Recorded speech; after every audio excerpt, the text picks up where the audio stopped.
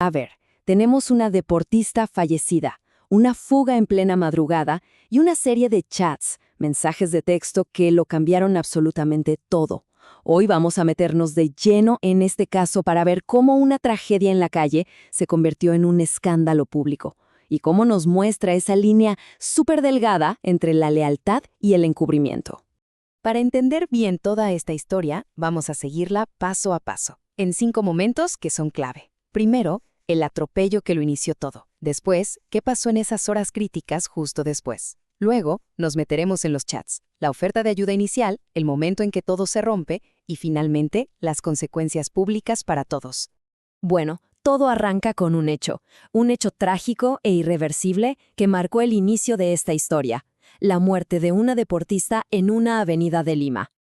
Estos son los 3 elementos que definen el caso. Son los hechos crudos, un atropello, una fuga de la escena y, como consecuencia, la muerte de una joven atleta.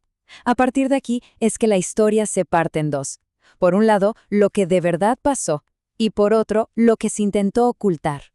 Pongámosle nombres y fechas a esto. El 11 de febrero, Adrián Villar, un joven de 21 años, atropella a Lisette Marzano, campeona nacional de apnea.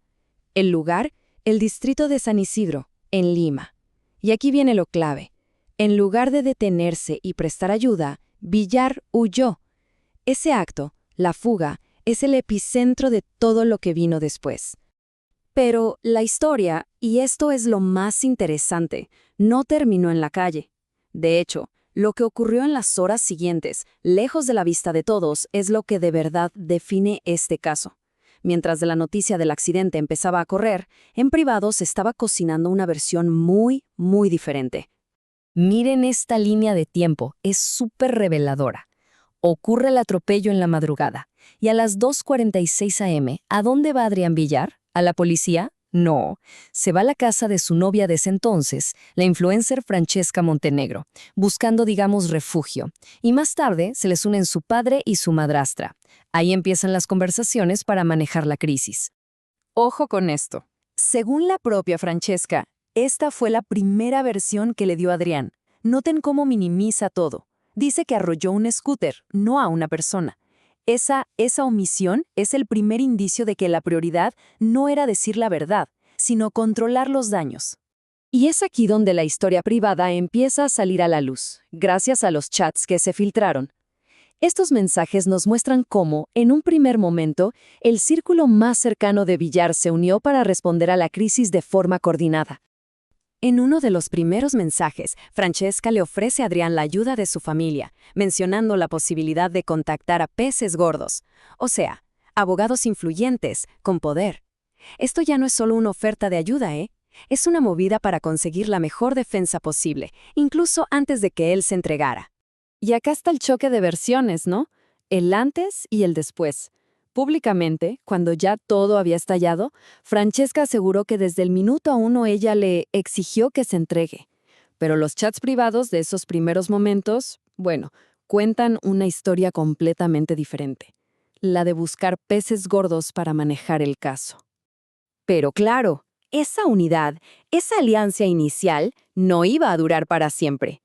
Con el pasar de los días y con la presión de los medios y de la gente encima, todo empezó a romperse.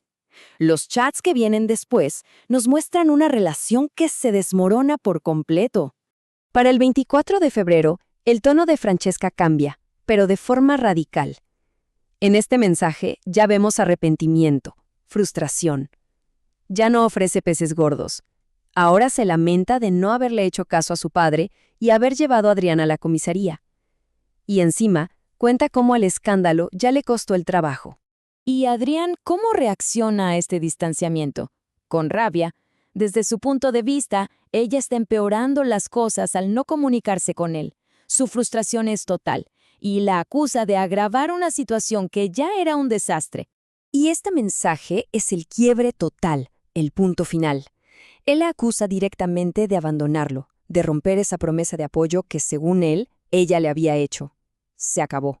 El equipo que vimos al principio se rompió por completo y solo quedaron resentimiento y reproches. Claro, todo este drama privado no se quedó ahí. Salió a la luz y las consecuencias públicas fueron enormes. Y para todos. No solo en lo legal para Adrián, sino también en la reputación y en lo profesional, sobre todo para Francesca Montenegro, que, bueno, vivía de su imagen en Internet.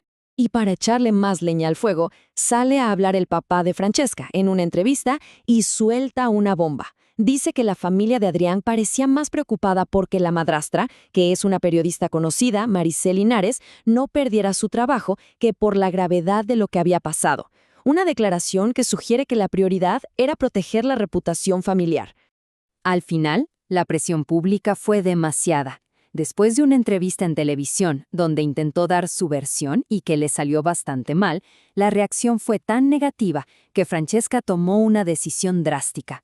Cerró sus cuentas de Instagram y de TikTok. Con eso, no solo desapareció de Internet, sino que cortó su principal fuente de ingresos.